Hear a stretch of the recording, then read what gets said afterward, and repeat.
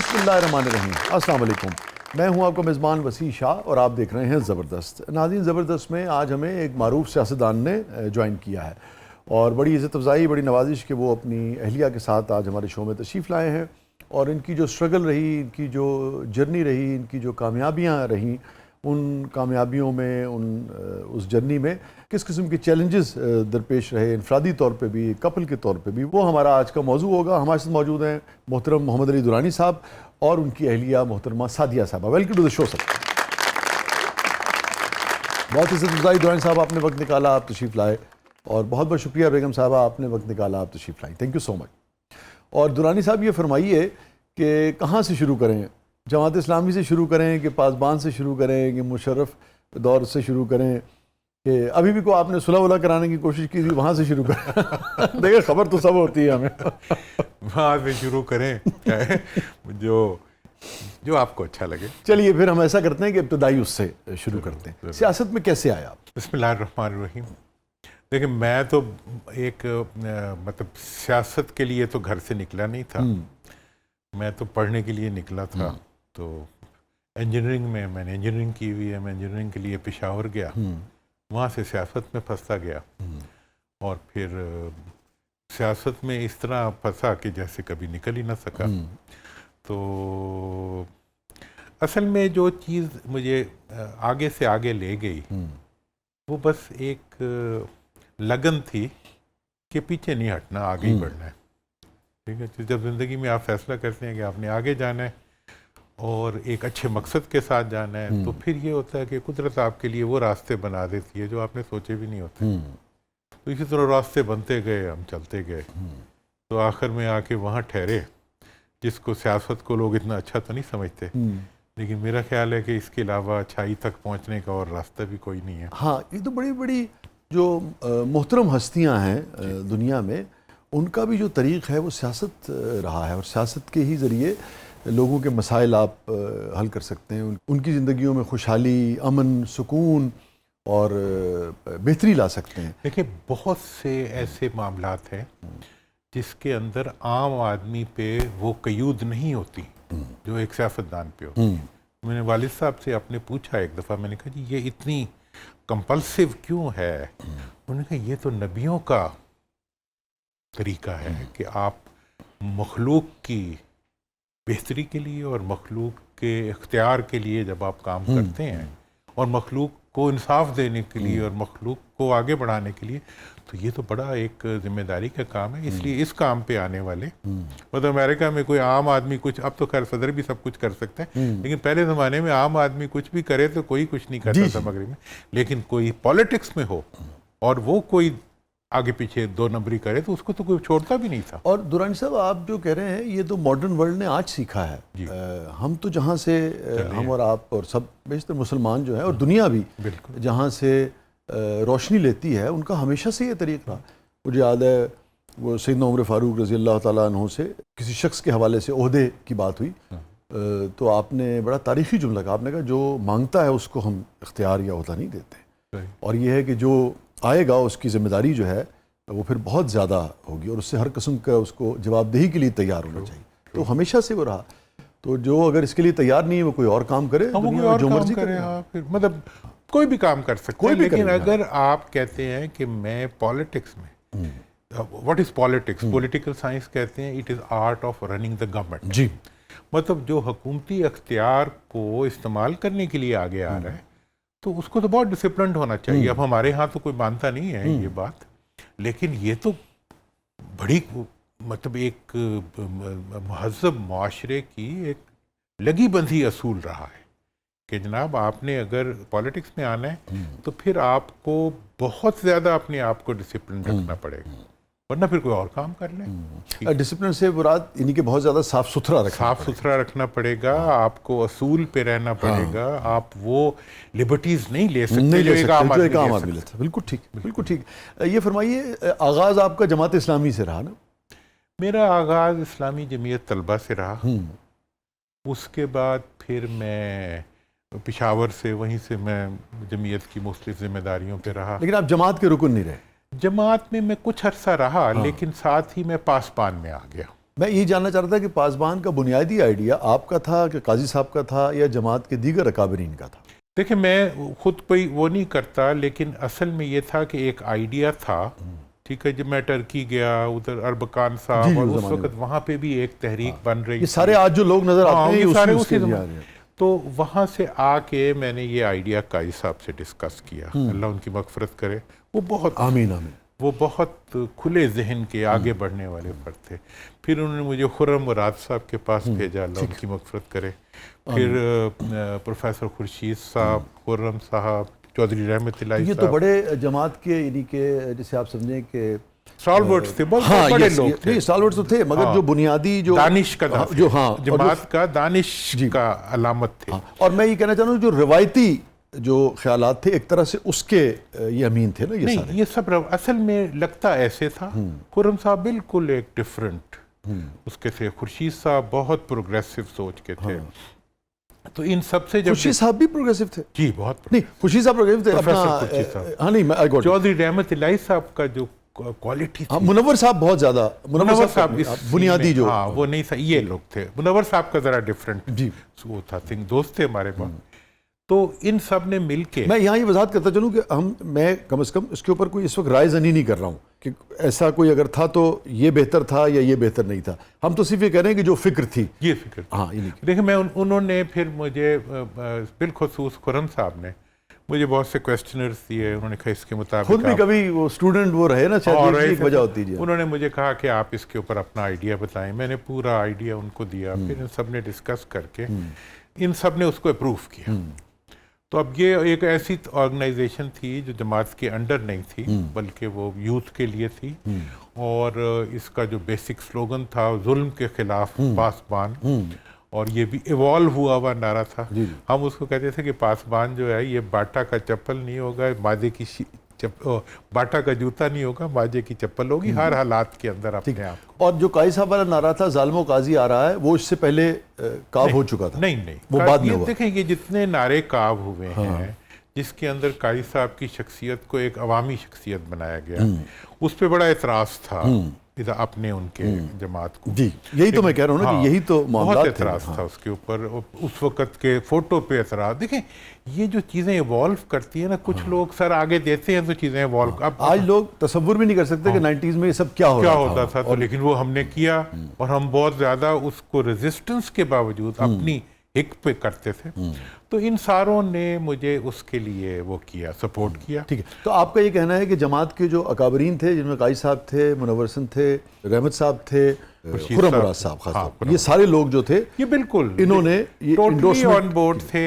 اصل بات یہ ہے کہ جماعت اسلامی کی جو ٹاپ لیڈرشپ تھی، پروگریسو لیڈرشپ تھی، وہ تو آن بورڈ تھی، لیکن جماعت اسلامی کی بیوروکریسی جو تھی وہ اس کے اندر اپنے لیے بہت چیلنج محسوس کرتی تھی۔ اچھا، جب آپ چیلنج کہتے ہیں تو وہ فکری طور پہ سمجھتے تھے کہ یہ رستہ بدل رہا ہے؟ ان کی سوچ فکری تھی، اچھا، لیکن پریکٹیکلی وہ دنیاوی بھی تھی۔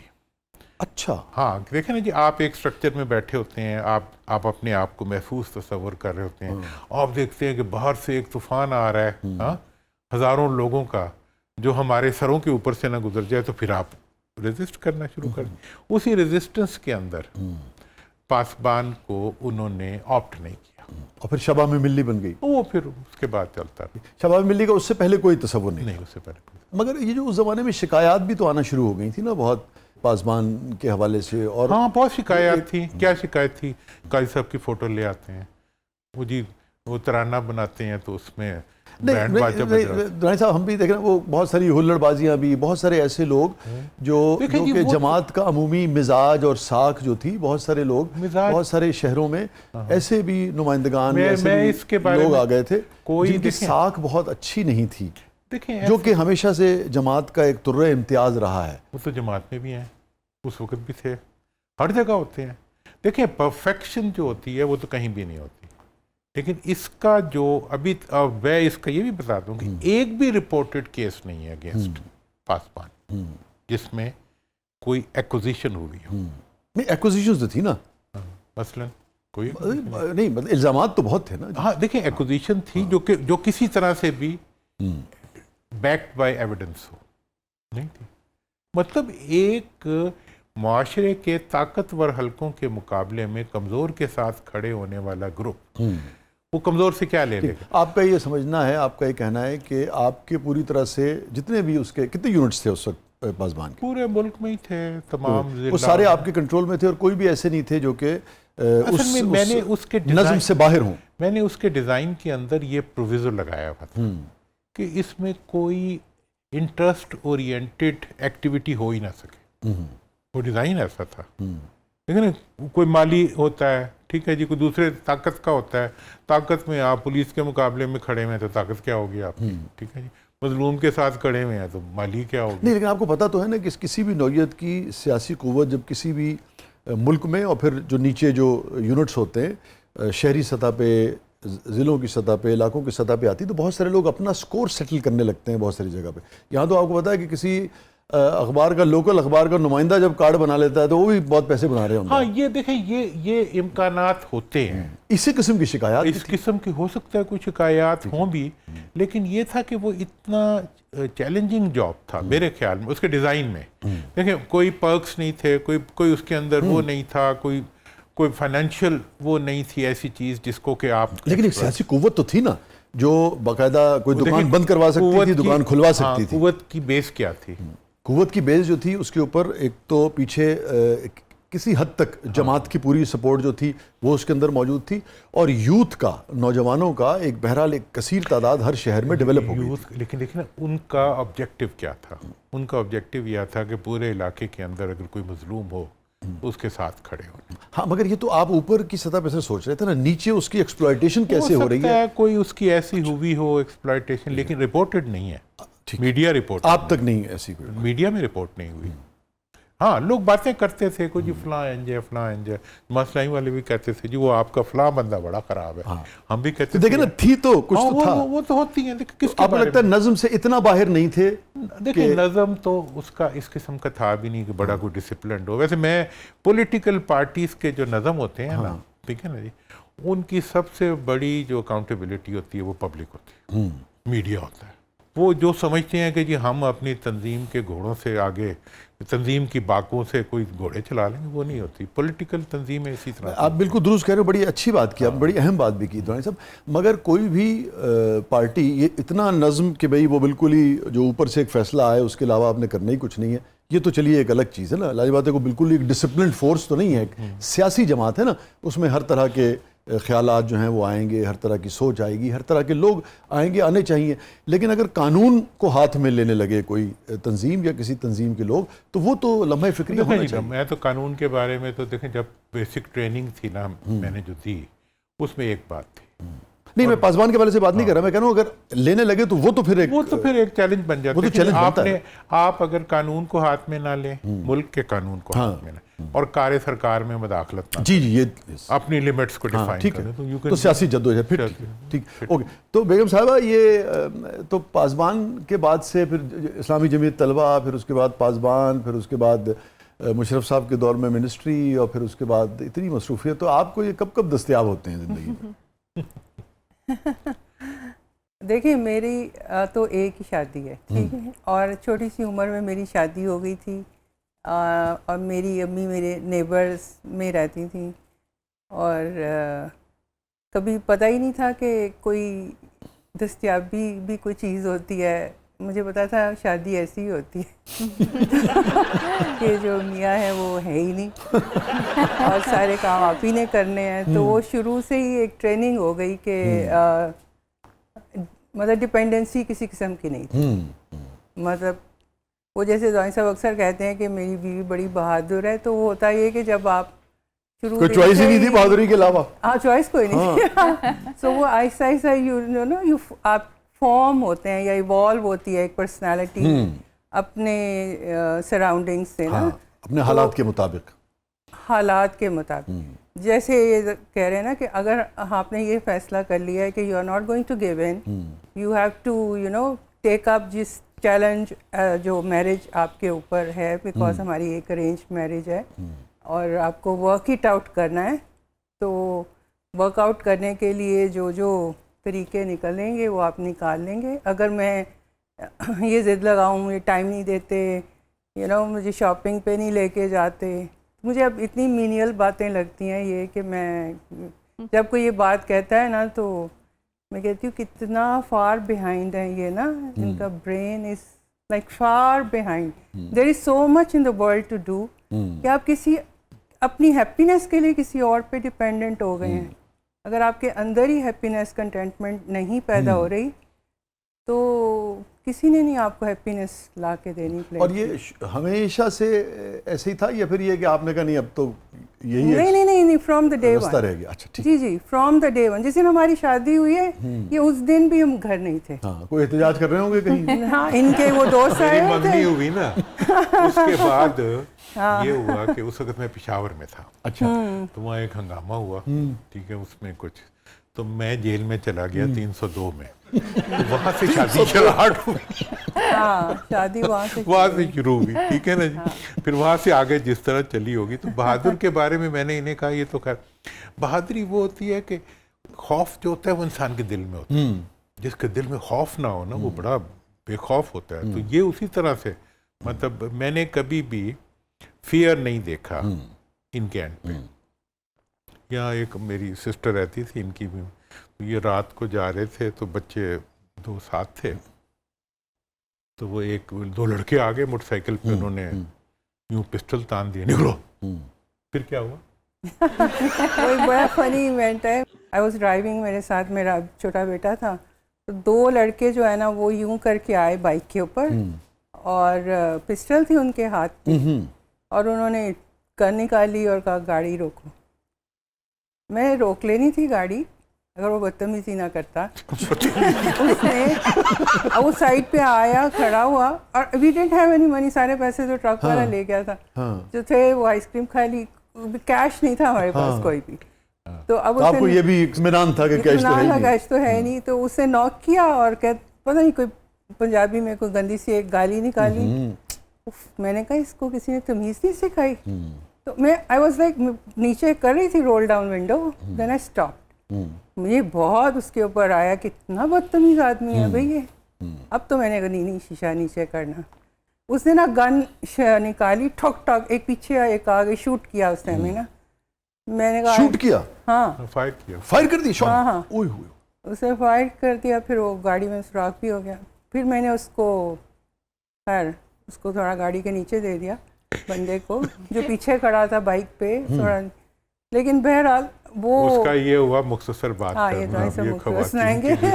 اس کو انہوں نے نیچے دے دیا. ہاں اس کو میں نے تھوڑا نیچے دے دیا. کیونکہ تھوڑا نیچے نہیں دیا مطلب یہ اس نے فائر کیا, مطلب وہ انہیں ڈرانے کی کوشش کر. پھر اس نے 2 فائر تو اس کے بجائے انہیں غصہ آ گیا. اس لیے میں بدتمیزی نہ کرتا تو پھر کیا.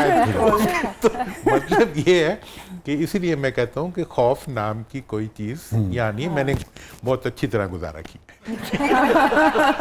بیگم صاحب میں نے پاسبان کے حوالے سے جو ابتدا میں کچھ سوال کیے تھے, آپ اس پہ خفا تو نہیں ہوئی؟ نہیں میں خفا نہیں ہوں, بلکہ یہ بات میں تو جو لوگ باتیں کرتے ہیں میں نے کہا میں درانی صاحب سے پوچھ لوں.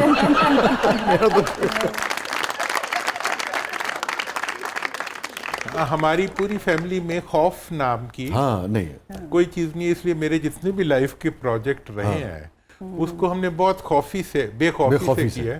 کیونکہ مجھے بیک میں کہیں بھی خوف نہیں تھا. میری ساس صاحبہ تھی وہ ان سے زیادہ بے خوف تھیں. میری والدہ تھیں وہ بیچاری بہت وہ تھیں, میرے سے بہت پیار کرتی تھیں, بہت افیکشن تھی ان کی, لیکن مجھے روکتی نہیں تھی کسی چیز سے. میرے فادر بھی اسی طرح, میری بہنیں. تو مطلب یہ ہے کہ مجھے کمپلیٹ بیکنگ تھی فیملی کی اور سپورٹ کی, اور اس میں خوف کا عنصر نہیں تھا. تو اب یہ آج پتہ لگا کہ پاسبان کی بے خوفی کے پیچھے جہاں جماعت اسلامی تھی, درانی صاحب تھے اور اکابرین تھے, وہاں بیگم درانی بھی اس میں. اسٹے ود اس, کہیں نہیں جائیے گا. چھوٹے وقفے کے بعد واپس آتے ہیں اور محمد علی درانی صاحب پاکستان کی جو سیاسی تاریخ ہے, جو سیاسی جدوجہد مختلف حوالوں سے رہی ہے, اس کا بہرحال ایک حصہ رہے ہیں. اور بہت لطف آئے گا درانی صاحب سے مزید گفتگو کر کے بھی, اور بیگم درانی بھی چونکہ قدم بقدم ان کے ساتھ شریک رہی ہیں, سو ان سے بھی بہت لطف آئے گا, اور بھی معاملات پر ہم ان سے بات کریں گے. پروگرام کے اگلے مرحلے میں آپ کے لیے بہت کچھ ہے, آپ دیکھ رہے ہیں زبردست. ہمارے ساتھ موجود ہیں معروف سیاستدان محترم محمد علی درانی صاحب اور سعدیہ صاحبہ. پروگرام کے اگلے مرحلے میں آپ کے لیے بہت کچھ.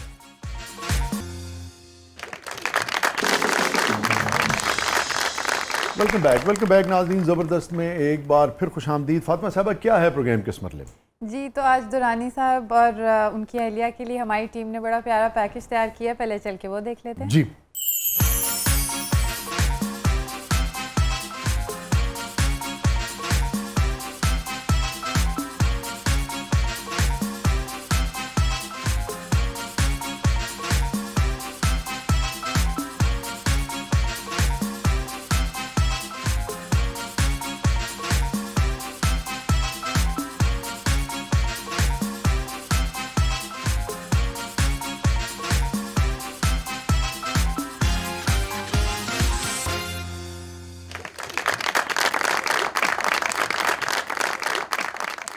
تو درانی صاحب یہ فرمائیے کہ ابتدا آپ کی اسلامی جمعیت طلبہ سے ہوئی, پھر اس کے بعد پاسبان آ گئی, پھر مشرف صاحب کے ساتھ آپ چلے گئے, اور وہ بھی اس وقت جب بالکل یعنی کہ ہارڈ کور ماشاءاللہ جسے کہیے ایک طرح سے. دیکھیں یہ جو تھا نا, پاسبان تھی ایک سوشو پولیٹیکل آرگنائزیشن یوتھ کی. وہاں جب ہم تھے تو پھر یوتھ سے جب ہم آگے نکلے تو سب کا خیال تھا کہ سیاست میں آیا جائے. تو سیاست تو پارٹی کے ذریعے ہوتی ہے. تو اس وقت جو تھا پھر میں نے ملت پارٹی جوائن کی. فاروق لغاری صاحب نے, اللہ ان کی مغفرت کرے, آمین, انہوں نے وہ پارٹی بنائی تھی. تو میں ان کے ساتھ تھا. پہلے چیف آرگنائزر بنا, پھر سیکرٹری جنرل بنا, پھر ہم نے نیشنل الائنس بنایا, پھر ہم نے الیکشن میں حصہ لیا. اور اس الیکشن کے اندر ہم نے بڑی 50 مطلب نیشنل اور پروونشل میں, یہ فرسٹ پارٹی تھی جس نے کہ اتنی بڑی اچیومنٹ کی ہو, مطلب 70s کے بعد. تو ہم وہ ممبرز آئے, پھر ہم نے حکومت بنائی. تو وہ حکومت جو تھی وہ پارٹ آف اس وقت پریزیڈنسی اپنا ان کے مشرف صاحب کے پاس تھی, اور یہ جو نیشنل الائنس تھا پھر وہ گرینڈ نیشنل الائنس بنا اور اس نے حکومت بنائی, اور یہ سب پارٹیاں اس میں شامل تھیں. تو ہم بھی جہیز میں اسی میں چلے.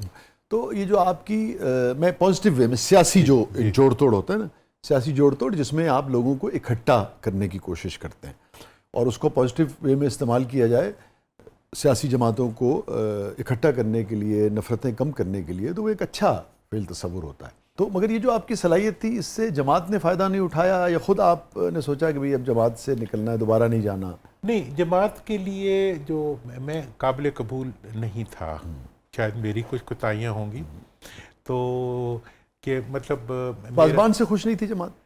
پاسبان سے بھی تھا کہ جی میوزک پہ جاتے ہیں, فوٹو لے آتے ہیں, ڈانس کرتے ہیں, اچھلتے کودتے ہیں, وہ سب دیکھیں جینوئن ہوتا ہے.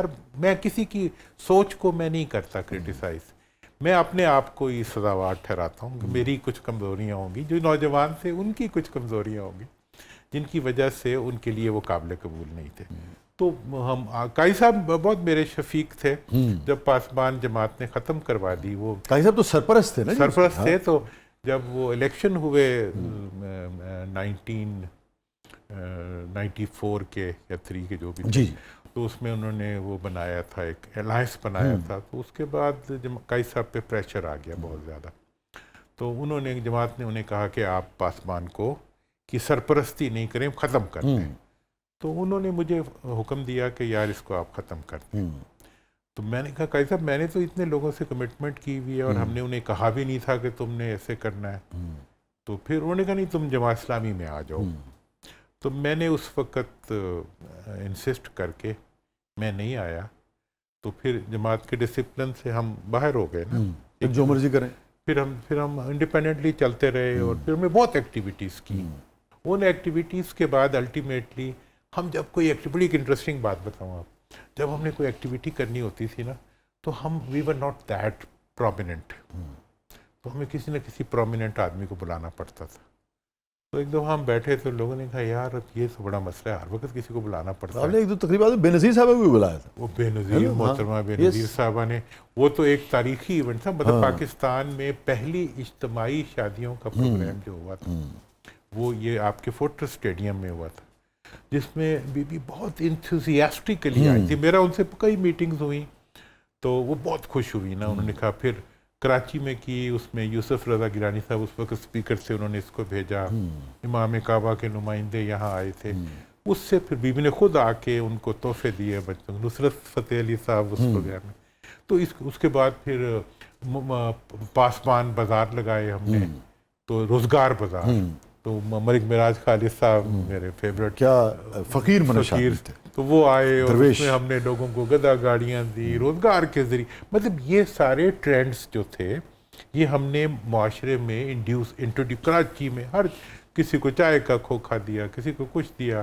پھر اسی طرح پتہ نہیں کتنے پروجیکٹس تھے، وہ تو اب میں آپ کیا گناؤں آپ کو. بالآخر ہمارے اپنے دوستوں نے کہا جی ہم خود سیاست کریں.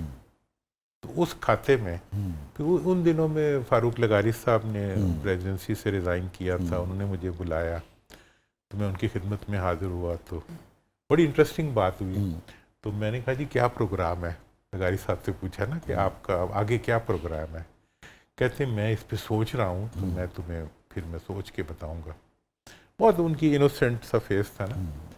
تو پھر ان کو 5-6 دن بعد انہوں نے مجھے کھانے پہ بلایا. میں اسلام آباد گیا تو شام کو ہم بیٹھے تھے. میں کہا جی کیا سوچا آپ نے؟ کیسے میں نے بہت سوچا ہے. انہوں نے CSS کیا تھا اپنی اور ٹاپ کیا تھا اس کو. تو کہنے لگے میں نے بہت سوچا ہے نا. میں نے کہا سر کہاں پہنچے؟ کیسے یار مجھے تو اب کچھ بھی نہیں آتا سیاست کے علاوہ. مطلب اب میں اور کیا کروں، مجھے سیاست کے علاوہ کچھ بھی نہیں آتا. تو میں نے کہا جی چلے پھر کہنے لگے پھر میں نے کہا پھر سیاست ہی کر لے. تو دین ہی ڈیسائیڈیڈ ٹو میک دس ملت پارٹی کے نام پہ نئی پارٹی بنائی. تو پھر ہم سیاست کے لیے اس میں شامل ہو گئے. پھر کرتے کرتے اقتدار کی غلام گردشوں میں پہنچ گئے. لیکن اس کے پیچھے دیکھیں میں آج بھی وہیں کھڑا ہوں. مجھے بڑی خوشی ہے اس چیز پہ. بہت سے غلطیاں کی، بہت سے یو ٹرنس لیے. میں افغانستان کے جہاد سے چلا ہوا انسان تھا، کشمیر کے جہاد سے ہوتا ہوا پاسبان تک پہنچا. ٹھیک ہے جی، ایوالو ہوا. مجھے کوئی میرے دل میں کوئی وہ نہیں ہے، خلش نہیں ہے. میں نے کسی پہ ظلم کبھی نہیں کیا، میں نے کوئی ناانصافی نہیں کی کسی کے ساتھ. چلتے چلتے پاسبان سے ہوتے ہوئے پھر سیاست میں آئے، سیاست سے آتے ہوئے حکمرانی میں گئے. ٹھیک ہے جی، حکمرانی سے بھی نکل آئے. اللہ تعالیٰ عزت رکھنے والا ہے، اس نے بہت عزت رکھی. شیر کی سواری سے نیچے اترنا بڑا مشکل اور اس کے بعد لیکن میرا اصل میں جو ایشو اترنا اور پھر سلامت رہنا. ہاں، جب میں 1992 سے شروع ہوا ہوں، میرا ایک ہی ایشو تھا کہ ظلم کے خلاف ہونا ہے اور عوام کے ساتھ ہونا ہے. اور وہ حکومت مجھے قبول نہیں ہے جس میں عوام کو اختیار نہ دیا جائے. وہ اقتدار مجھے قبول نہیں ہے جو میرے ملک کے لیے نہ ہو. اور وہ لیڈر بھی مجھے قبول نہیں ہے جو جمہوریت اور ملک کی ترقی پہ یقین نہ رکھتا ہو. مطلب وہ قیادت جو اپنی ذات کے لیے کام کرے، جو اپنے ذاتی مفادات کے لیے کام کرے، جو عوام کو نہ دیکھیں. میرا ایشو کیا تھا 92 میں میں نے فرسٹ ٹائم کہا کہ جس ملک میں بنیادی جمہوری نظام نہ ہو، بلدیاتی ادارے نہ ہوں، وہاں تو جمہوریت ہی نہیں ہوتی. آج بھی نہیں ہے. تو جمہوریت کی اساس ہے، اساس ہے پوری دنیا میں. چائنا میں جہاں پہ اس وقت بڑا اعتراض ہوتا ہے کہ جی آٹوکریسی ہے، پتہ نہیں کیا ہے، وہاں بھی جمہوری نظام، یہ بلدیاتی نظام نیچے کام کرنے دیتے ہیں. مڈل ایسٹ میں بھی ہے، امریکہ میں بھی ہے، کہیں آپ چلے جائیں کوئی ایسی جمہوریت کا تصور نہیں ہے جس میں کہ نچلی سطح کے اوپر. کیونکہ عام آدمی کو کوئی مسئلہ ہے اپنے شہر میں، اپنے گاؤں میں جا کے وہ پی ایم کو اور سی ایم کو تو نہیں پکڑے گا، لوکل نمائندے کو پکڑے گا. ہم تو بائی ڈیزائن اس کو آنے ہی نہیں دیتے. مشرف صاحب وہ جو پورا آئیڈیا مشرف صاحب نے امپلیمنٹ کیا تھا، اسی زمانے میں الیکشن بھی ہوئے، اسی کو ہم نے بنا کے ان کی خدمت میں جاوید جبار صاحب نے پیش کیا تھا. لیکن جو ہی حکومتیں آئیں کیپچر، ایلیٹ کیپچر کی، تو انہوں نے ختم کر دیا. جو آپ کی پارٹی تھی ملت پارٹی اور یہ سارا اس کا جو کیا، اس میں اسٹیبلشمنٹ کا ہاتھ تھا کہ نہیں تھا؟ نہیں، ملت پارٹی میں اسٹیبلشمنٹ کا نہیں تھا، بالکل نہیں تھا. جب ملت پارٹی کا مرجر ہوا مسلم لیگ کے ساتھ، اس میں ڈیفینیٹلی مشرف صاحب کی خواہش شامل تھی. تو اس کو آپ کہہ سکتے ہیں کہ وہ اسٹیبلشمنٹ کی موو تھی. لیکن اسٹیبلشمنٹ اس حد تک تھی 2002 کے الیکشن میں کہ وہ چاہتی تھی کہ جو پرو مشرف پارٹیز ہوں وہ جیتیں. پھر بھی نہیں جیت سکی تھیں. اب تو جیت جاتی ہیں، اس وقت پھر بھی وہ پیٹریوٹ بنانا پڑا، کئی میزائل چھوڑنے پڑے نا. تو اس لیے پھر جب یہ سارا سلسلہ ہو گیا، ہم نے بھی اپنی وہ دیکھ لی. تو میں تو پھر واپس میں نے بڑے یو ٹرن لیے ہیں لائف میں نا. پہلے ہم ایکسٹریم جہادی تھے، دہشت گرد تھے، پھر جہادی بنے، پھر وہاں سے انقلابی بنے، پھر جمہوری بنے. اب آپ کیا سمجھتے ہیں اس کو؟ آپ ایوالو ہونا کہتے ہیں، یو ٹرن کہتے ہیں؟ میں ایوالو ہونا. ایوالو ہونا کہتے ہیں. دیکھیں جو چیز، جو فیصلہ آپ شعوری طور پہ کرتے ہیں، ایک وقت میں جب افغانستان میں روس آیا ہوا تھا تو ہم سمجھتے تھے کہ ان سے جنگ کرنا جو ان کی نظر میں دہشت گردی تھی، ہم اس کو اپنی ذمہ داری سمجھتے تھے. آج آپ کیا سمجھتے ہیں؟ آج اگر وہی صورتحال ہوتی عمر کے اس حصے میں، اب آپ کیا سمجھتے ہیں کہ وہ اس وقت فیصلہ درست ہے غلط؟ دیکھیں وہ فیصلہ جو تھا وہ تو آج بھی اگر ہوگا تو ویسا ہی ہوگا، لیکن اس میں بعض کریکشنز ہوں گی جن کی ریکوائرمنٹ ہوگی. دیکھیں نا، بعض اسلامک کانسیپٹس ہیں، مطلب جہاد کی پرائیویٹائزیشن نہیں ہو سکتی، جہاد کو آپ اس طریقے پہ نہیں کر سکتے گروپس کی، کسی نظم کی شکل میں، کسی نظم کے بغیر، ریاست کے وہ سارے ایشوز، اور انہی کا آج ہم. مگر کبھی کبھی لڑنا تو پڑتا ہے نا، آپ لڑنا تو پڑتا ہے. اصل میں آپ انڈیویجولی اجازت نہیں دے سکتے کسی کو. ہاں، لیکن انڈیویجول وہ فساد، وہ والا کانسیپٹ جو ہے وہ افغانستان میں کارگر تھا. پھر اس سے جو ہے مطلب ہم نے خود ٹریننگز لی ہیں، سب کچھ کیا ہے، لیکن اس کے بعد ہم ایوالو ہو گئے. پھر ہم نے اپنے ملک کے لیے ہمیں یہی ہوا کہ ملک کے اندر رہ کے آپ ملک کے نظم اور ملک کی حکومت کے خلاف کام نہیں کر سکتے، ورنہ تو پھر قانون کو بھی آپ ہاتھ میں نہیں لے سکتے، جمہوری پروسیس میں بھی ہاتھ میں نہیں لے سکتے. تو یہ ساری چیزیں ہم نے سیکھی اس میں سے. تو آج جو ہے میں یہ سمجھتا ہوں کہ جی آج کا جو ہمارا بھئی عوام اختیار دینے کا حق عوام کا ہے، کس کو حکمرانی کا حق دینا ہے، اسی کو جمہوریت کہتے ہیں. اب پاکستان کی آپ جمہوری تاریخ اٹھا کے دیکھ لیں، میں نے تو اس کو 4 لفظوں میں بند کیا کہ 47 سے آج تک پاکستان کی جو تاریخ ہے وہ 2 حصوں میں منقسم ہے. ایک ہے انکار آئین جو ہم نے 47 سے لے کے 73 تک کیا، اور دوسری ہے توہین آئین جو 73 سے لے کے آج تک جاری چلا رہا. یہ فرمائیے کہ ایک بڑا سیاست میں ایک جملہ، ایک محاورہ ہی بن گیا ہے، لوگ جماعت اسلامی سے نکل جاتے ہیں، جماعت اسلامی ان کے اندر سے نہیں نکلتی. آپ پہ کیا صادق آتا ہے؟ دیکھیں میرے سے اسلام تو نہیں نکل سکتا. نہیں، میرا سوال جماعت اسلامی آپ سے. دیکھیں جی، میں سمجھتا ہوں کہ میرے نزدیک میں اپنے کسی تعلق کو نفی نہیں کر سکتا. میں جہاں رہا نہیں، وہ جو فکر ہے، جو نظریہ تھا، فکر کے بارے میں وہ اگر ڈسکشن کریں گے تو اس پہ میں بہت زیادہ ایوالو ہو چکا ہوں. میں نے بہت پڑھا ہے، میرا بہت تحقیق ہے، وہ ایک پورا سبجیکٹ ہے. تو اب اس وقت فکر کیا ہوتی ہے، میں عمر کے اس حصے میں، اس میں آپ جماعت کی جو فکر ہے، اسلام کی کونوٹیشن ہے، آپ اس سے مختلف رائے رکھتے ہیں. میں جو ہوں نا، مطلب میں مختلف سے زیادہ میں اس کی جو آگے ارتقاء ہے میں اس کے اوپر. دیکھیں اسلام کا ایک بنیادی تصور ہے اجتہاد کا. جی اجتہاد، ٹھیک ہے نا، جس کا دروازہ صدیوں سے ہم نے بند کیا ہوا ہے. اب کیا کوئی پولیٹیکل پارٹی اجتہاد کے بغیر چل سکتی، ایوالو ہو سکتی؟ تو اس لیے ایوولوشن جو ہے اس کے بغیر آپ پاور میں نہیں آ سکتے. اس لیے یہ ایک بڑی سینسٹیو سی ڈسکشن ہے.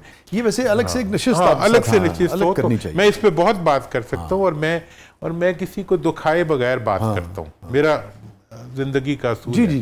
میں کسی کو تنقید کے ذریعے بات نہیں کرتا، میں تعمیر کے ذریعے بات کرتا ہوں. مقصد تو اپنی بات پیش کرنا ہے. ویسے بھی اللہ کے رسول صلی اللہ علیہ وسلم جی نرمی کے ساتھ وہاں سے شروع کرو جہاں آپس میں اتفاق کی پوائنٹ سے شروع کرو. قرآن کی وہ دیکھیے نا کہ نرمی کو، اس لیے وہ جو بھی آپ کی فکر ہے، اگر اس سے ہم یہ سیکھیں کہ دین کو بھی، اس کے علاوہ بھی اگر آپ کی کوئی رائے ہے اس کو نرمی سے آپ پیش کریں. فاطمہ صاحبہ. جی، میرا سعدیہ صاحبہ سے یہ سوال ہے کہ انہوں نے جیسے مینشن کیا کہ شادی تو ارینج کی تھی، لیکن منگنی سے شادی تک کا جو سلسلہ تھا اس میں یہ ارینج لو میں تبدیل ہو گیا تھا؟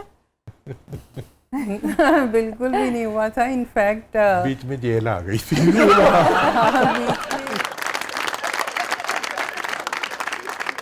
302 قتل کی دفعہ تھی. اصل میں جب ان کے اوپر یہ دفعہ لگی تو میں تو 2nd ایئر میں پڑھتی تھی، تو آئی صاحب 3rd ایئر انجینئرنگ میں تھے. میری امی کو یہ بڑے پسند تھے، تو انہوں نے تو ہم سے چھپا لیا. امی نے میرے ابو کو آپ کو نہیں بتایا؟ نہیں، ہمیں نہیں بتایا. ٹھیک ہے کہ دولہے میاں جیل چلے گئے. ہاں جی، انہوں نے بالکل نہیں بتایا، کیونکہ پھر اس طرح تو خبر نکل جاتی نا.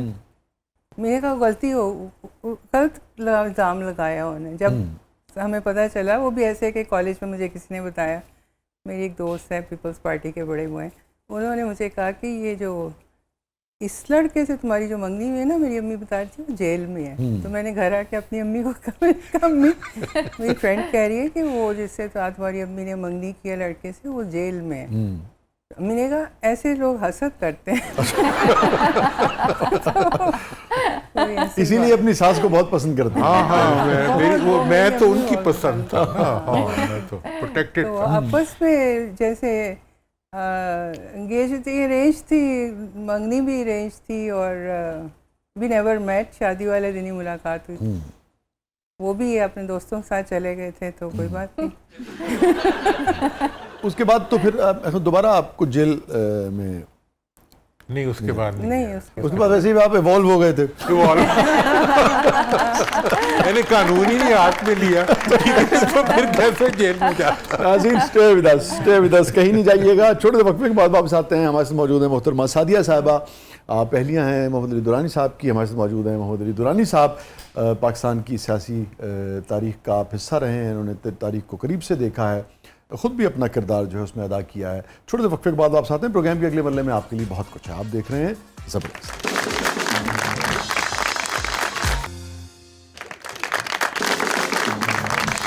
ویلکم بیک ناظرین. زبردست میں ایک بار پھر خوش آمدید. محترم درانی صاحب اور بیگم صاحبہ, ہمارا سیگمنٹ ہے, اس کا نام ہے کتھارسس.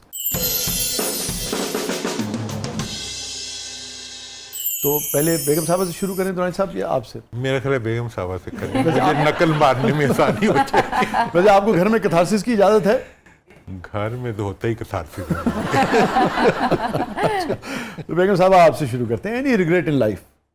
غلطیاں تو بہت ہیں, لیکن پچھتاوا نہیں میں سمجھتی کہ کوئی اس طرح ہے. غلطیاں میں زندگی میں بہت ہوتی ہیں, اور ان سے اگر میں نے سیکھا ہے تو مجھے ان غلطیوں کی کوئی پریشانی نہیں. درانی صاحب؟ میرا تو جیسے لائف کا بچپن کے پچھتاوا جو ہے وہ ایک میرا بہت زیادہ ہے. وہ یہ ہے کہ میری والدہ جو تھیں, میں بچپن میں بہت ضدی تھا.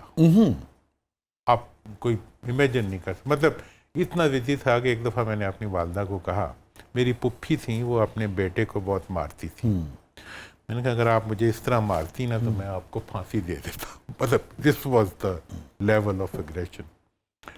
تو میں ضد کی وجہ سے جب میری ہو جاتا تھا ضد تو میں والدہ کو پکڑ کے بیٹھ جاتا تھا.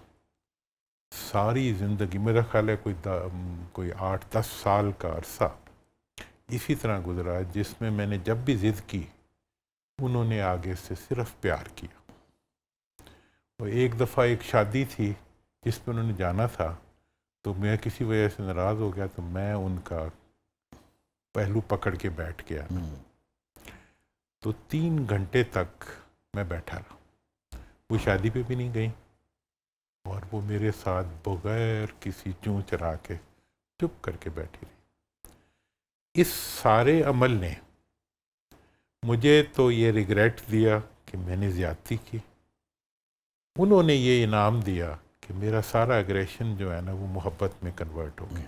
اچھا درانی صاحب, یہ بڑی اہم بات آپ نے شیئر کی, اور میں آپ کو اس حوالے سے داد دینا چاہوں گا کہ ایک ایسا اعتراف ہے ہم پاکستان میں کوئی سیاستدان نہیں کر سکتا اور نہیں کر مطلب میں آپ کو یہ بتاؤں کہ ایک دفعہ میں بہت ضد کر رہا تھا, گھنٹوں 3 دن کھانا نہیں کھاتا تھا, بہت غصہ تھا.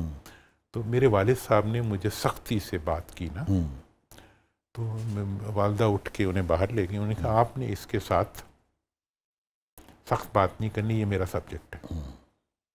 بہت, یعنی کہ اس کا مطلب ہے بہت ہی فہم والی خاتون تھیں. فہم والی خاتون کو اندازہ ہو گیا تھا کہ میں نے اسے کیسے ہینڈل کرنا ہے. محبت والی خاتون تھی, اور انہوں نے شعور بھی سر. ہاں دیکھیں نا, میرا جو ریگریٹ ہے وہ آج ان کا ایسٹ ہے. میں کسی سے اونچی بات نہیں کرتا, میں کسی کی. ہاں, میرا سوال ہی بنیادی یہی تھا اگلا, کہ ایک بچہ جس کو اب آپ پہچانتے ہیں, مڑ کے دیکھتے ہیں, تو یہ اس کا رویہ تھا نا. وہ بچے کا کیا, بچے کا اپنا تو نہیں ہوتا, بس جو قدرت نے بنا کے بھیجا. کئی فیکٹرز ہوتے ہیں قدرت کے جو اس کو, اس کا مطلب یہ ہے کہ پیرنٹس کا کتنا بڑا رول ہے شخصیت کی تخلیق میں, تعمیر میں اور تخریب میں. کیونکہ یہ بڑی اہم بات ہے کہ ایک بچہ, میں تو الفاظ بھی نہیں دہرا سکتا جو آپ نے ابھی شیئر کیے. اور عمر کیا تھی آپ کی اس وقت؟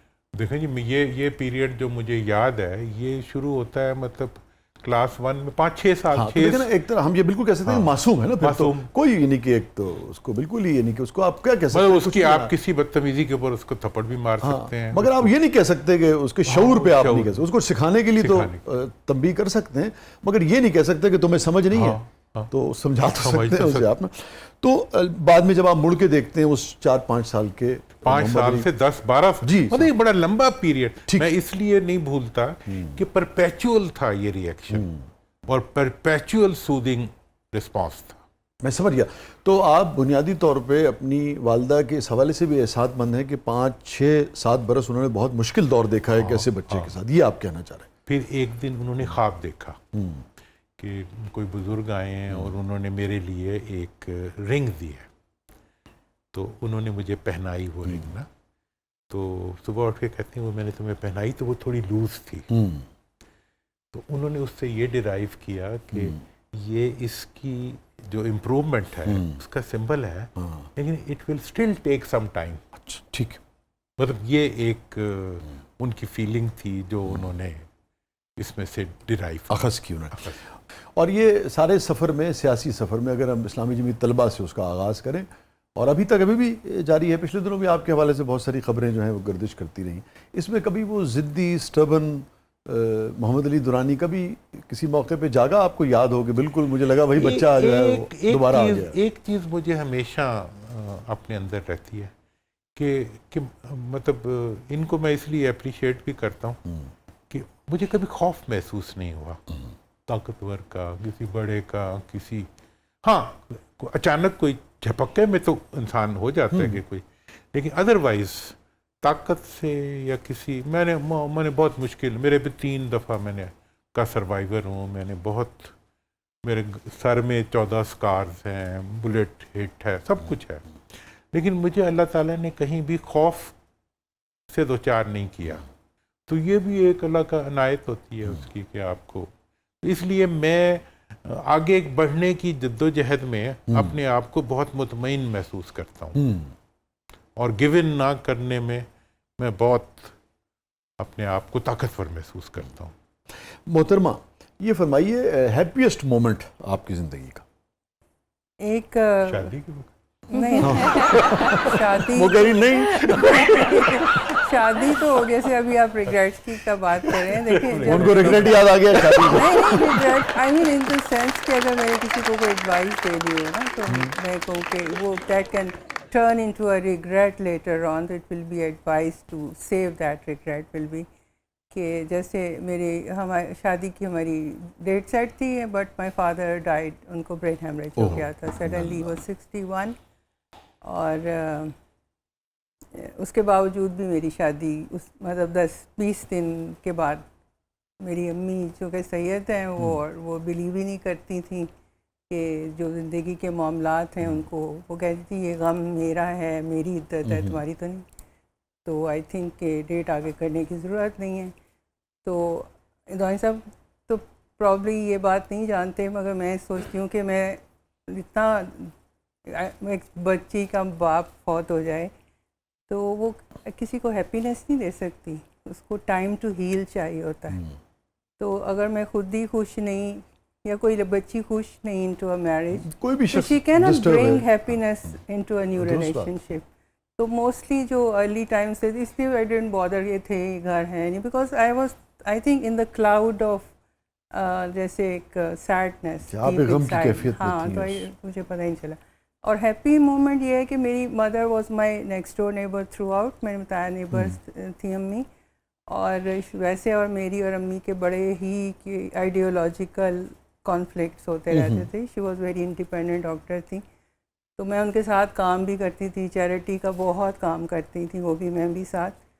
तो हर वक्त मुझसे ना थोड़ी सी वो रहती थी कि तुम ये, और मैं और तरह का माइंड, तुम और तरह की, चलो लेकिन जब लास्ट स्टेज में थोड़ा सा उनकी तबीयत ख़राब होने लगी, तो मैं कहती थी अम्मी आप अकेली आप रहती हैं, कोई भी नहीं आपके साथ होता, मैं आऊँ तो लाइट ऑन करती हूँ, तो आप मतलब मेरे साथ शिफ्ट हो जाएं, साथ ही तो घर है। कहती थी नहीं, दो घर ही होते हैं ना, बीच में दीवार है घर, तो नहीं आते, नहीं। پھر میری ایک سسٹر کی طرف چلی گئیں, اس نے کہا امی میں نے آپ کے لیے سیٹ کر دیا, آپ ادھر آ جائیں. صبح گئیں اور پھر ان کو نہیں جگہ اچھی لگی, تو پھر دوسری کے گھر گئیں, وہ بھی نہیں اچھی لگی. پوچھا انہوں نے کیا, کہا نہیں واش روم کا دروازہ بہت چھوٹا ہے, میں اندر نہیں جا سکتی. تو رات ہو گئی, باہر بیٹھی رہی, پھر میری طرف آ گئی ہاں, اور آ کے کہنے لگیں کہ ایک تم ہو نا, تم سے میں ہر بات کر سکتی ہوں. تو پھر وہ میری طرف رہی 3 مہینے بیفور شی ڈائیڈ. اس نے آپ کو بہت خوشی دی. ہاں, میں نے کہا کہ وہ میڈل جو 42 years of neighborhood میں she did not acknowledge my presence, تو مجھے کسی کو کچھ کہنے کی ضرورت ہی نہیں, امی کس کو پیار کرتی تھی. she gave me that happiness. واہ. ہے درانی صاحب, دیکھیے یعنی کہ عام زندگی میں بھی بعض اوقات کتنا صبر کرنا پڑتا ہے. کسی رشتے میں بھی کچھ جیتنے کے لیے 40 سال کی بات کی انہوں نے, ہے نا. دوسرے یہ کہ انسان کیسے اپنے جذبات سے بنا ہوا ہے نا, اس کے لیے کوئی یعنی کہ آپ دیکھیں بہن نے بڑی نوازش ان کی کہ انہیں بڑی نیک نیتی سے اپنی بہت پرسنل بات شیئر کی, مگر انسانوں کے لیے بہت بڑی بڑی دنیاوی خوشیاں کوئی اہمیت نہیں رکھتی, مگر رشتوں کے حوالے سے بعض اوقات کوئی چیز جو ہے جو کسی کے لیے شاید کچھ بھی نہ ہو مگر وہ اس کی کل زندگی کا اثاثہ ہوتی ہے نا. میرا جو اس معاملے میں نا ایک عجیب ایکسپیرینس ہے. میری زندگی میں خواتین کا رول جو ہے نا بہت ہی اسٹرینج ہے. اچھا, کن معنوں میں؟ ہاں, میری والدہ تھی نا, انہوں نے مجھے, میں نے آپ کو بتا دیا کہ کس طریقے سے جی ہاں انہوں نے مطلب رائٹ فرام دا چائلڈہڈ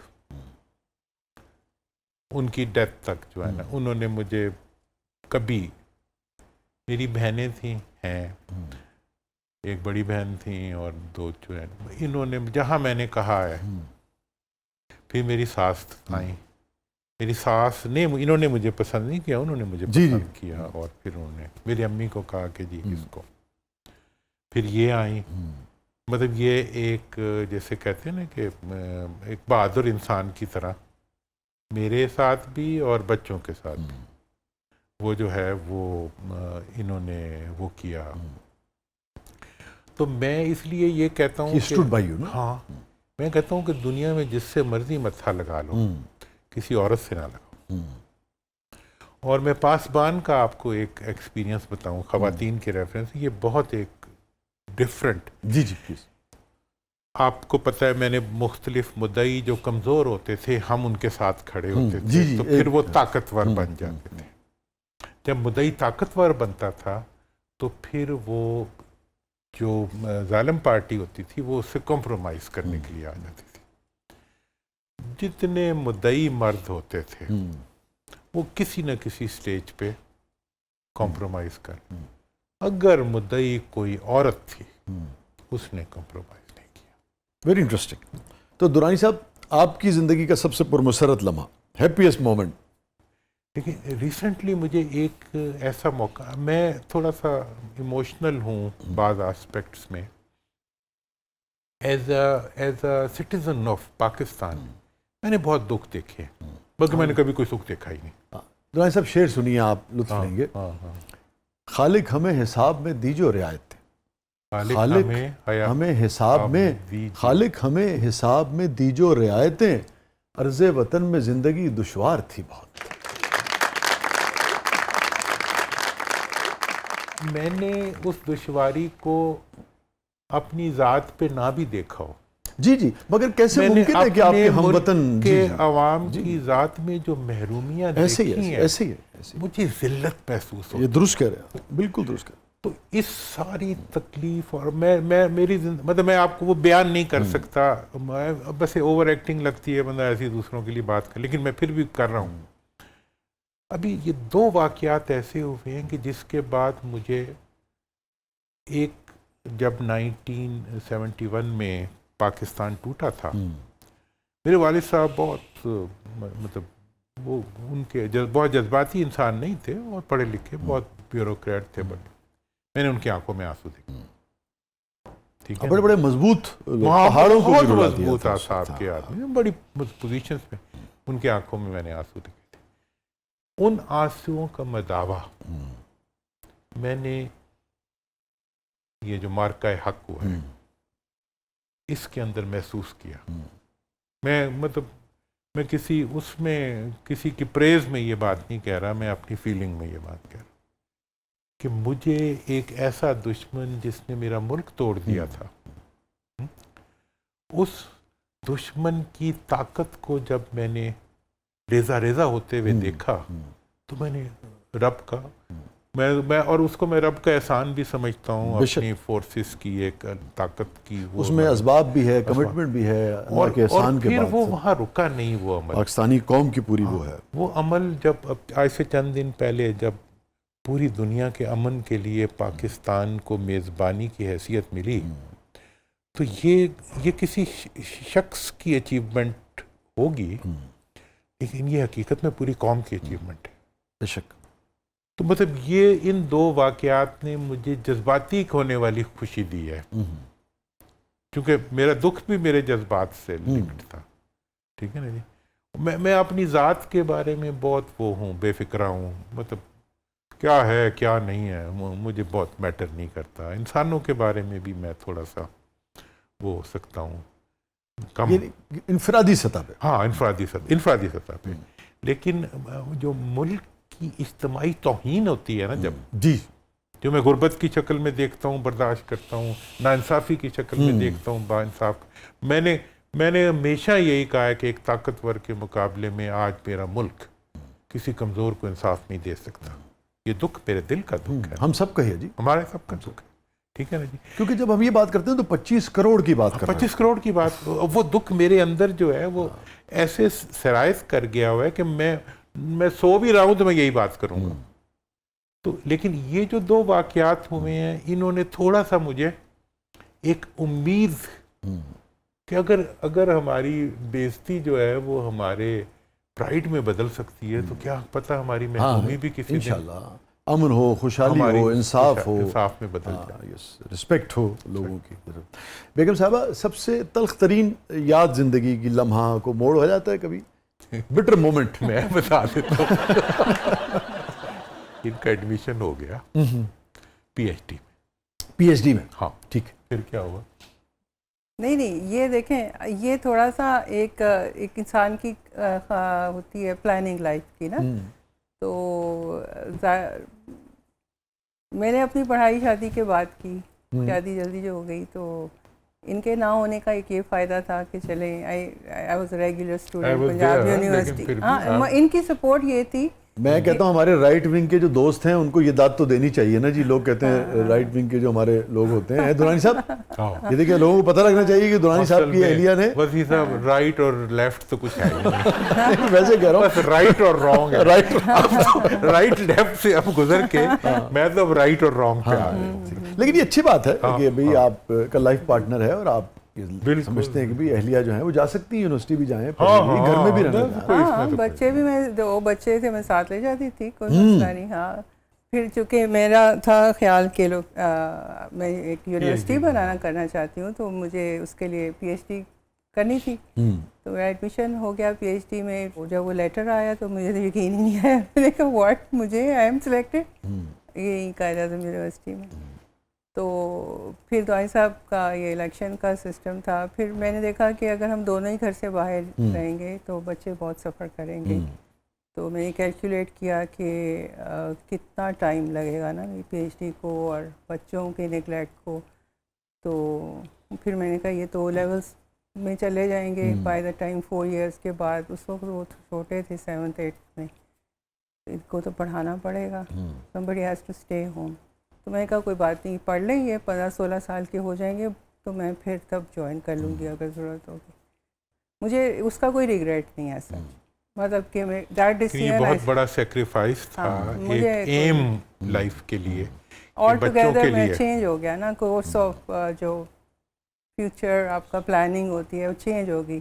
اور اب کیا ہے کہ ایک بات ہے کہ آپ جہاں, میں کہتی ہوں, میں بچوں کو بھی کہتی ہوں کہ تم اگر کسی بھی زمین پہ کھڑے ہو, وہ زمین تمہاری پسند کی ہے نہیں ہے, اگر تم وہاں پہ بیسٹ پرفارم نہیں کرتے تو تم فیل ہو اپنی لائف میں, اپنے آپ میں.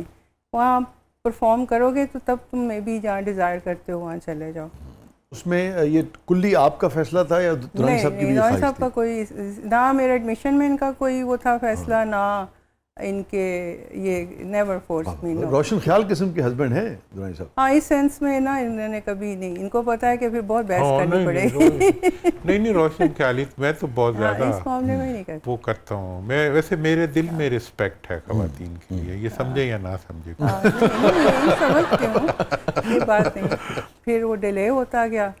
پھر اب جیسے مجھے ایگریکلچر میں وہ بچہ باہر پڑھنے چلا گیا, تو ابھی پی ایچ ڈیز کر رہے ہیں سارے, تو وہ ٹائم ہی نہیں کہ گھر میں کے علاوہ میں پھر گھر میں ہی اتنا کام کرنا شروع کر دیا میں. دورانی صاحب آپ پہ سے کیا سمجھتے ہیں عمر کے اس حصے میں ایک سیاسی سفر آپ کا رہا, پھر نجی ایک زندگی انسان کی ہوتی ہے, والد ہیں آپ, اپنے بچوں کے گھر ہے, اب آپ کیا سمجھتے ہیں ایمانداری جیسے ہم ایوالو ہونے کی بات کر رہے تھے نا, تو اس سارے سفر میں ایوالو ہونے کی وجہ سے نہیں, اوور آل آپ مڑ کے دیکھیں اب کیا سمجھتے ہیں کہ کتنی ہی سہولت کسی گھرانے میں کیوں نہ ہو پھر بھی عورت وہ زندگی نہیں جی پاتی جو ایکچوئل وہ جینا چاہتی ہے. مرد بھی اپنی جگہ بہت ساری قربانیاں دیتا ہے, مگر شاید عورت کو زیادہ دینی پڑتی. دیکھیں یہ ایک ایسی بات ہے جو کی جائے تو قابل قبول ہوگی لوگوں کے لیے, یہ مان لی جائے گی کہ جی عورت کا ایک کمزور آسپیکٹ جو ہے کہ جی اس کی کمزوری اور اس کے لیے بعض لیمیٹیشنز یہ یقینی طور پر ہوتی ہیں. لیکن میں یہ سمجھتا ہوں کہ الٹیمیٹلی یہ ہمارے سوسائٹی کی جو کمزوری ہے, ڈیفینیٹلی ہمارے معاشرے کی کمزوری ہے, لیکن یہ دن بدن کم ہوتی جائے گی اور ہو بھی رہی ہے, کیونکہ عورت خود اتنی ریزیلینٹ ہے کہ وہ اپنے مقام کو ریسٹور کرنے کی اسٹرینتھ رکھتی ہے. ہاں مروزی حالات ہمارے معاشرے اس سے بھی تو ہاں اس کے اثرات ہیں, لیکن جو وقت گزر رہا ہے اس کے ساتھ ساتھ وہ حالات بھی بدلتے جا رہے ہیں اور بدلتے جائیں گے, کیونکہ قربانی کا بیشتر بوجھ جو ہے اس حوالے سے وہ عورت کے کندھوں پر آتا ہے. کچھ وہ شاید اٹھا بھی لیتی ہے, اس میں طاقت بھی ہے نا, اس میں اللہ تعالیٰ نے اس کو طاقت دی ہے. اچھا یہ جو طاقت کا کہہ کے ہم اس کے اوپر ڈال دیتے ہیں, آپ سمجھتے ہیں درست ہے؟ جیسے مثال کے طور پہ جو مجھے یاد ہے, میں نے جب میں لکھتا تھا نا ابتدا میں نے یہ پلے لکھا تھا, اس کا نام تھا تمہیں جانا اجازت ہے. 2 CSP آفیسرز ہیں اور وہ دونوں کی پوسٹنگ آ گئی ہیں. اب وہ کہتا ہے کہ تم میرے ساتھ چلو, بلوچستان میں کوئٹہ میں ہو جاتی.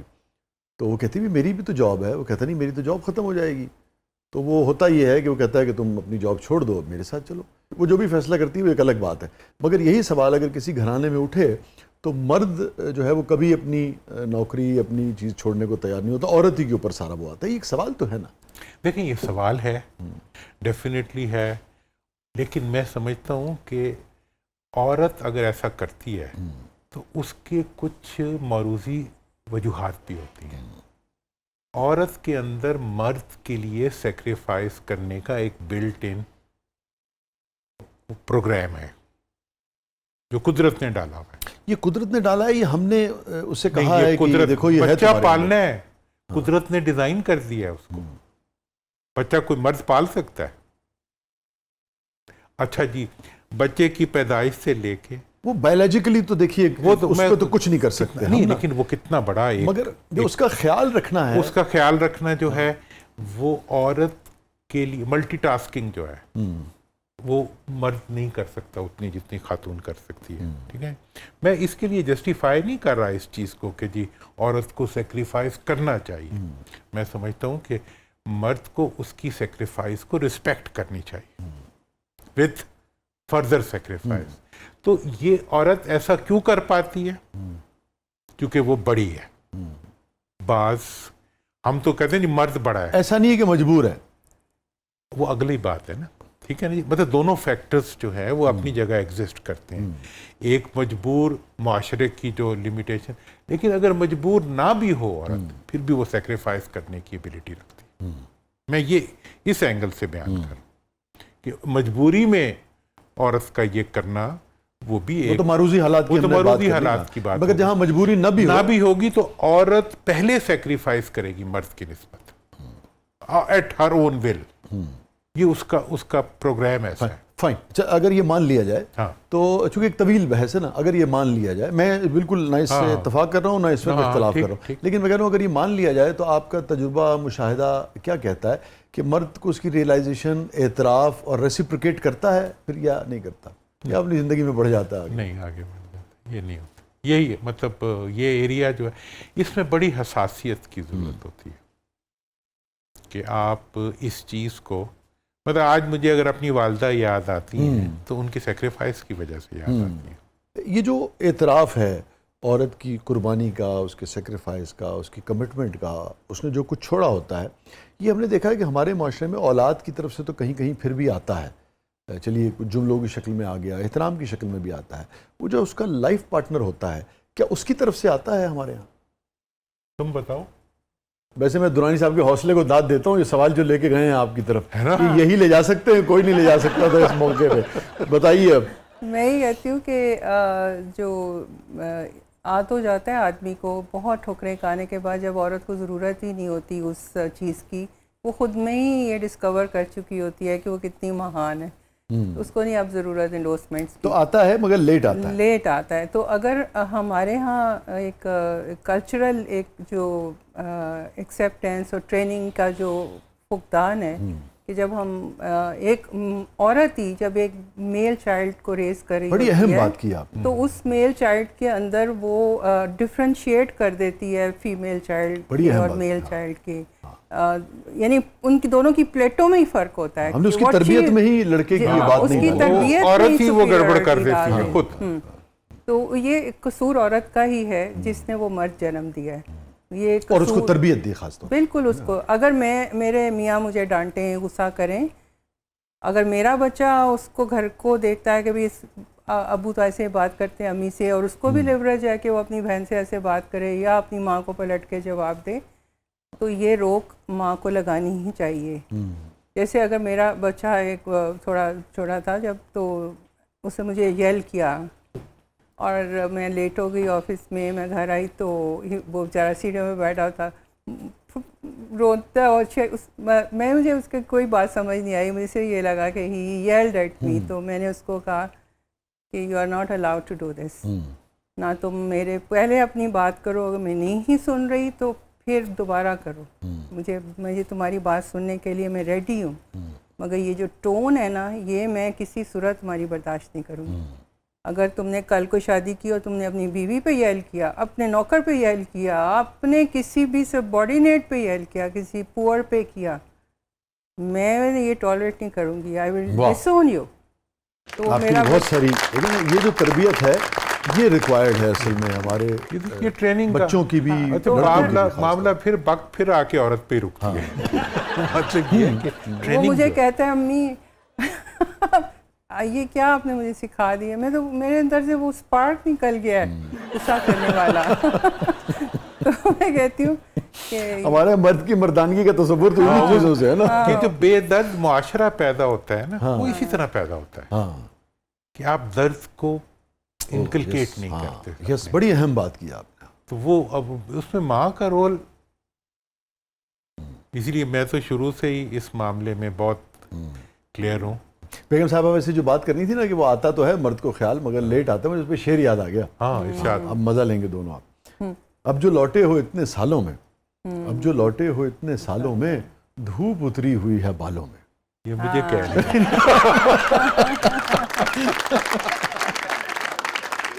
تو رانی صاحب یہ فرمائیے, اتنا آپ کا سیاسی سفر رہا, اپنا ایک بھرپور زندگی ہے, اس میں سے کون سا ایسا موڑ, ایسا رشتہ, ایسا واقعہ, ایسا انسیڈنٹ جو آپ سوچتے ہیں یار میرے بس میں ہو تو یہ ڈیلیٹ مار دوں یا اس کو ریورس کر دوں؟ اس میں دو واقعات بڑے میرے لیے وہ ہیں. اللہ مغفرت کرے, بگٹی صاحب تھے, بڑے ضدی قسم کے لیڈر تھے, بہت سی چیزیں تھیں. اور اس وقت آپ سسٹم کا حصہ تھے؟ میں سسٹم کا حصہ تھا. آپ وزیر اطلاعات تھے اس وقت؟ وزیر اطلاعات تھا. تو جو آخری ڈیلیگیشن گیا ڈیرا, وہ ادھر ان کے گاؤں, ڈیرا بگٹی نا, ڈیرا بگٹی, میں اس کو لیڈ کر رہا تھا. سار میمن تھا اور یہ جو گورنمنٹ کے بہت سے لوگ تھے. تو میں وہاں گیا تو بگٹی صاحب نے مجھے بہت زیادہ افیکشن دی, مجھے سائٹ پہ بھی لے گئے, بات چیت بھی کی. مشاہد صاحب کے بارے میں انہوں نے بڑے اچھے خیالات کا اظہار کیا. اور تو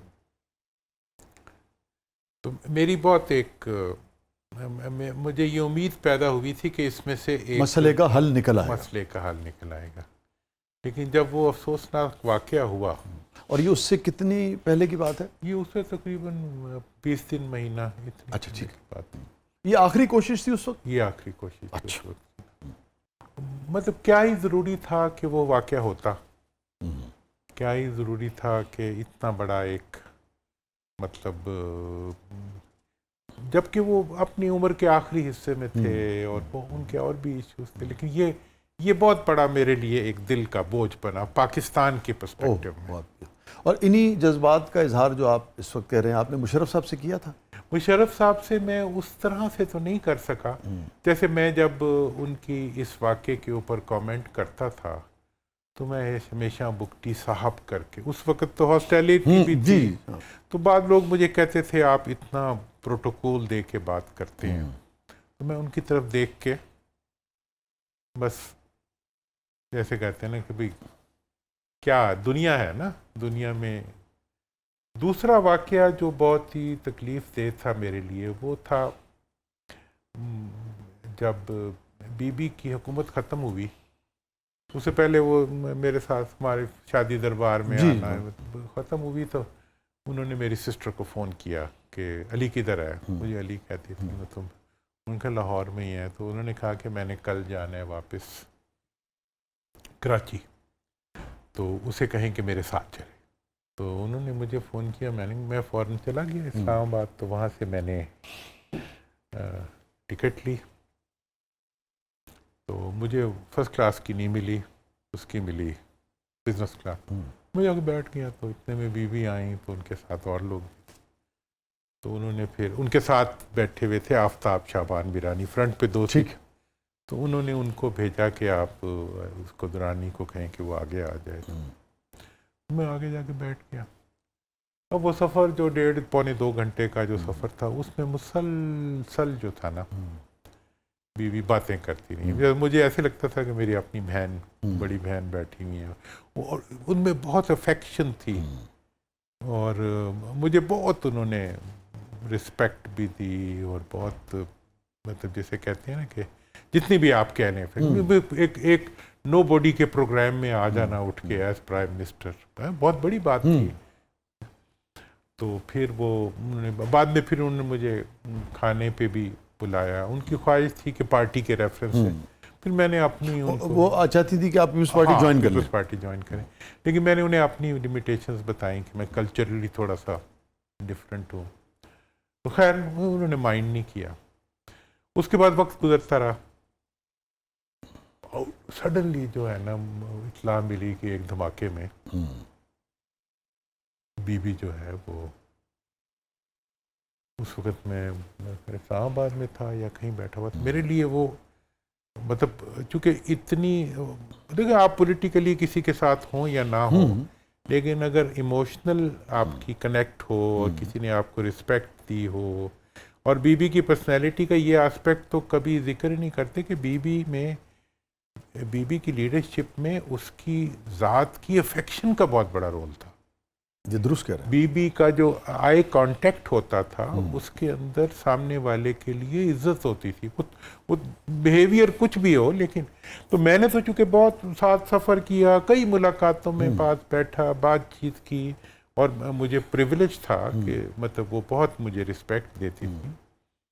تو میرے لیے وہ ایسا ہوا کہ مطلب ایک دم سے بھگ سے. اور یہ جن آخری ملاقاتوں کا ذکر کر رہے ہیں یہ اس اسیسینیشن سے کتنی پرانی بات؟ یہ اس سے کچھ ٹائم پہلے کی تھی, کیونکہ پاسبان کا تو پرانا نہیں پاسبان کے بہت بعد کی بات ہے. یہ جو تھی نا جیسے شادی دربار ہوا 1994 میں ہوا, ٹھیک ہے جی, اس کے بعد پھر یہ سارا پروسیس چلا. لیکن اس عرصے میں مطلب میں نے کبھی ڈسکنیکٹ نہیں فیل کیا. پولیٹیکلی وہ تو لغاری صاحب کے بہت خلاف تھی, سارے رستے ان کے خلاف بات بھی کرتی رہی, لیکن میں نے کوئی اس کو وہ نہیں فیل کیا. لیکن پھر ایک گورنمنٹ ان کی لغاری صاحب نہیں, لیکن ایک دم سے ان کا چلے جانا جو تھا نا وہ میرے لیے بہت یہ جو حادثاتی اموات ہوتی ہیں نا، یہ جتنے بھی مطلب دبے ہوئے تعلقات یا دبے ہوئے ریلیشنز کو دوبارہ سے وہ کر دیتی ہیں. تو مجھے بہت اس کا وہ محسوس ہوا، رنج ہوا دونوں کا، کہ کیوں ایسا ہوا ہمارے ملک میں ہوا، نہ ہوتا تو کیا ہی تھا. اور مجھے بیگم صاحبہ کی طرف بڑھنا ہے، مگر یہ بتائیے کہ جیسے آج اگر بی بی حیات ہوتی، میں یہ بھی نہیں کہہ رہا کہ آج والی پیپلز پارٹی، وہی والی پیپلز پارٹی، اور آج بی بی اگر آپ سے کہتی تو آج آپ جوائن کر لیتے؟ میں نہ جوائن کرتا، آج بھی نہیں کرتے. دیکھیں چونکہ کلچرلی اور نظریاتی طور پہ آپ وہی ہیں جہاں اس وقت تھا، اس میں کوئی تبدیلی نہیں ہے. دوسرا یہ ہے کہ میں دیکھیں نا، بی بی کے ساتھ یہ حادثہ ہوا کہ بھٹو صاحب کے ساتھ یہ حادثہ ہوا کہ جس طریقے سے بھٹو صاحب کی اسیسینیشن ہوئی، اس نے پاکستان کی جو ڈیموکریٹک ہسٹری تھی اور جو پاکستان کا جمہوری سفر تھا، اس کو موروثیت کی طرف موڑ دیا. بڑی اہم بات کیا. بھٹو صاحب وہ آدمی تھے جو اپنے سٹیج کے اوپر اپنے کسی فیملی کے آدمی کو نہیں بٹھاتے تھے.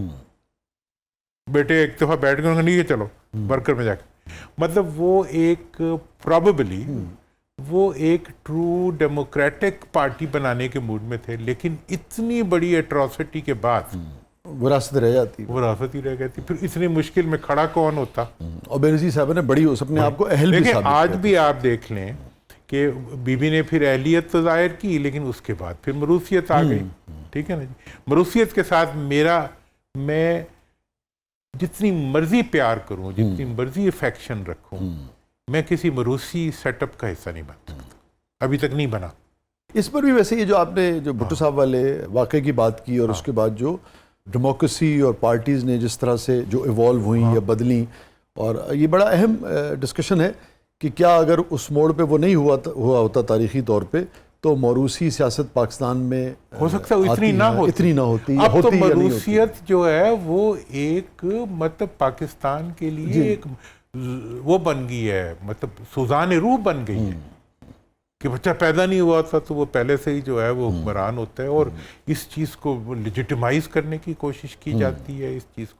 تو یہ چیز جو ہے یہ مطلب میرے لیے قابل قبول نہیں. اور میں سمجھتا ہوں، اور اس کے ساتھ ہی ساتھ جو آپ نے پیسے کو سیاست میں ڈالا، اور وہ سب لوگ جنہوں نے اپنے پیسے کو ملک سے باہر رکھا، وہ ملک کے لیے معتبر ہو گئے کیونکہ ان کا پیسہ محفوظ تھا. حالانکہ یہ ایک سوال ہے نا کہ اگر آپ اس مادر وطن میں اپنا پیسہ ہی نہیں رکھنا چاہتے تو پھر کیا کرتے؟ بچے بھی جب تک یعنی کہ ضرورت نہ ہو آپ نہیں رکھنا چاہتے تو سٹیک کیا رہے گا؟ میں آپ سے صبح وہ اٹھا کے اور جا رہا ہے. میرے سے لوگ پوچھتے ہیں جی اس سیاسی حالات میں علاج کیا ہے؟ میں نے کہا ایک علاج تو فوری طور پہ کرتے ہیں، وہ یہ ہے کہ جس کی جائیداد اور جس کا بزنس اور جس کا پیسہ اور جس کے بچے ملک سے باہر ہیں، بچے نہ بھی کریں، جس کا پیسہ ملک سے باہر ہے، اس کو پاکستان کے اقتدار نہ دیں. پاکستان کا اقتدار کیا فرق پڑتا ہے؟ ان کے پاس پیسے ویسے ہیں. پاکستان کا اس کو دے دیں جس کا سب کچھ پاکستان میں ہو، جینا مرنا جسے کہتے ہیں، جسا مرنا پاکستان میں ہو. درانی صاحب، زندگی 3 مختلف جن روپوں میں آپ کو ملی ہے، وہ چاہے غم کے تھے، کامیابی کے تھے، نقصان کے تھے، محرومی کے تھے، مایوسی کے تھے، اندھیرے کے تھے، زندگی سب سے زیادہ کون سے 3 روپ بدل کے آپ کو ملی ہے جو نمایاں رہے آپ کی زندگی؟ میری زندگی ہے جستجو کا نام. جستجو ایک، ٹھیک ہے جی. دوسری میری زندگی ہے جستجو کو نہ چھوڑنے کا نام. اوکے، پہم جستجو. اور تیسری میری زندگی ہے منزل کو پانے کا نام. منزل کو پانے کا نام. ٹھیک ہے، کہ میں منزل کی طرف مسلسل بڑھنا چاہتا ہوں تا وقت کہ میں اس کو پالوں. بہت بہت شکریہ بیگم صاحبہ، آپ نے وقت نکالا، بڑی عزت افزائی کہ آپ تشریف لائیں ہمارے لیے بھی، ہمارے شو کے لیے بھی. تھینک یو سو مچ، بہت اچھا لگا آپ تشریف لائیں. بہت بہت شکریہ درانی صاحب، آپ تشریف لائے، آپ نے وقت نکالا. تھینک یو سو مچ. اور یہ فرمائیے، وہ ایک آخری دنوں میں ایک کوشش آپ کے حوالے سے خبریں آ رہی تھیں، وہ کچھ بتا سکتے ہیں کیوں نہیں آگے بڑھ سکی، یا کچھ بات چیت اس پہ چل رہی ہے؟ میرا خیال ہے کہ چلے گی. اچھا، کوئی وجہ نہیں ہے کہ نہ چلے، چلنا چاہیے. آپ نے کوشش کی تھی؟ ڈیفینیٹلی، میں تو ابھی بھی کر رہا ہوں. ابھی بھی کر رہے ہیں. اور میرا یہ خیال ہے کہ ہمیں مفاہمت چاہیے، اور ہم مفاہمت کو پائیں گے. اس کی شکل کیا ہوگی وہ وقت فیصلہ کرے. اللہ پاکستان کے لیے اچھا کرے. آمین. پاکستان کے لیے اللہ اچھا کرے. بہت بہت شکریہ, بہت بہت شکریہ. Thank you so much, thank you so much. ناظرین, یہ تھا آج کا زبردست. اپنے فیڈ بیک سے ہمیں آگاہ کیجیے گا. اجازت دیجیے, اللہ حافظ.